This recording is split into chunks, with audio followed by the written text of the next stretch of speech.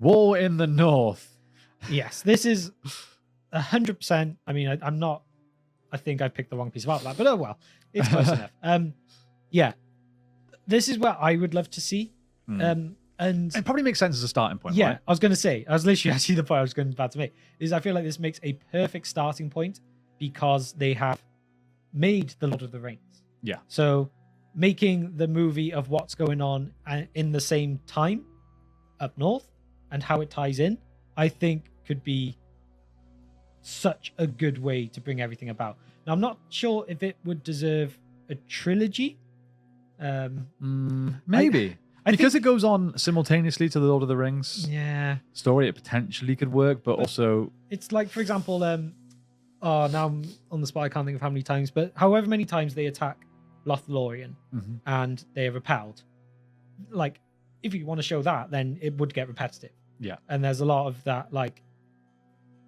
I just think it would be a Hobbit situation if you stretched it out. You could potentially make 2 really good movies, or you make 3 wish they were slightly better movies, if you get what I mean. Yeah. The other issue is with it being in the same universe and happen simultaneously is you would expect some of the same cast. For example, Dane would be a heavily featured character, but was played by Billy Connolly. I just don't know if that works. I think when you have such a CGI in CGI. Billy Connolly, I love Billy Connolly as a comedian, but he's not badass enough to be Dane Ironfoot. Come on. No, and I don't think his health is actually at a point he could anymore. I've got to bring this up just because it's going to happen, but this person says, if it isn't the Silmarillion, I'll eat my own feet. I had to bring that up just because you're going to be eating your own feet, because it's not going to be the Silmarillion. If you're saying that, I'm going to go ahead and assume you've never read the Silmarillion. Yeah. It's not a story as such. It's basically a collection of stories. Yeah. That wouldn't work as one story. So, yeah. And like we said, with the announcement, it's the Lord of the Rings and the Hobbit that they've kind of said they're going to be around. And I cannot see them going toe to toe with Amazon. They won't. Nothing first or second age will happen for these. I would almost bet eating my feet on it. Yeah. But just imagine though, just for a moment, just imagine that Amazon had all that fuss with they couldn't actually use the Silmarillion content. They could use the appendices, right? Yeah. So there's so much stuff that they can vaguely reference but not actually tell. And then imagine Warner Brothers and New Line come back in now and suddenly go, hey guys, heard those 2 trees? Heard of Morgoth? Oh, that's our film. Yeah. And they just go and do it. And Amazon were there for ages, debating over what they could use and not use and all these little references. And oh yeah, Bezos would not be happy. No. I wonder, there's a comment there from Bluthhammer. Bluthhammer. We're going to find out that the Blue Wizards have blue hair. Sure. But bringing up the Blue Wizards, we haven't really talked about it. I guess there's the potential that they could maybe do it.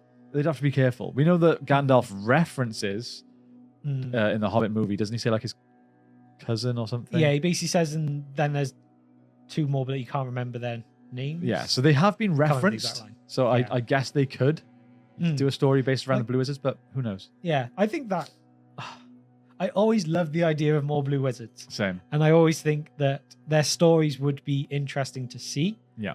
But then maybe it's one of those points where you got to respect the fact that Tolkien didn't write them, shows that their story wasn't that interesting. I'm very torn on this though, because Tolkien didn't have a lot of information or write a lot of information on the Blue Wizards. Some people will say, and half of me says, well, it shouldn't be touched for that reason. Yeah. Then the other half of me says, there's not much info on them, so that gives a lot of room for a lot of creativity. You know what I mean? That kind of creative creativity. The best kind of creativity. Yes. But you guys know what I mean, right? If there's not that much about it, then there's freedom to play. And sometimes that can lead to the best stuff.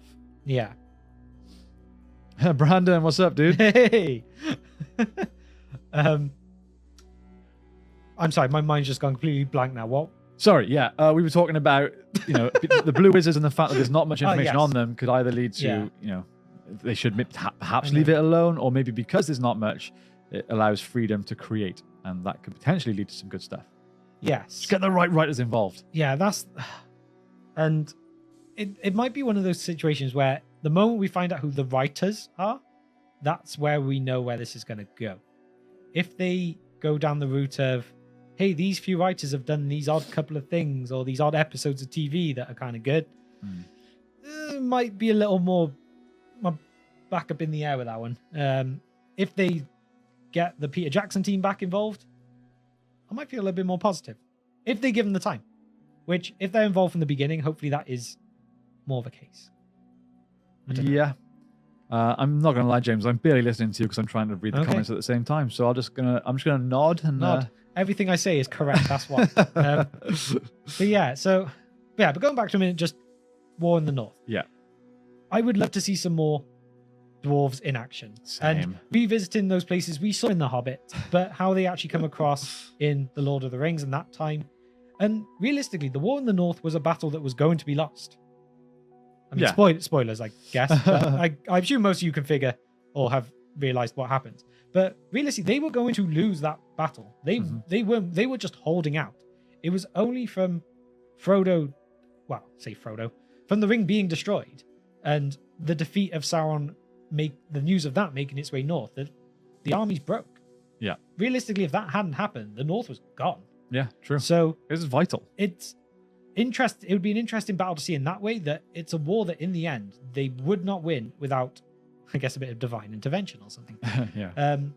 But I think that is just something that could be played on so well in some movies. It's there. There is so much potential. Like, it's almost endless what they could do. Question. Yes. Just to trigger some people here.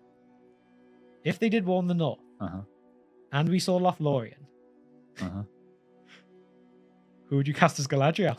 Oh, for God's sake. Kate Blanchett, still. Thank God. If you say anything else, that sword was then just going to yes. Yeah, no, she'd still be it now. Or Margot Robbie, just because she's supposed to be the most beautiful woman in the world. And, you know. Kate Blanchett every day. Yeah. I'd love to see her and bring her back for it. Yeah, so would I. Although, again, I feel like that would just be another, kick to Amazon. Yeah. Going, you know what you did wrong? We're bringing the good one back. Yeah. So, was there any other options we potentially wanted to talk about, or do we want to open this up now to you guys to start suggesting stuff to discuss?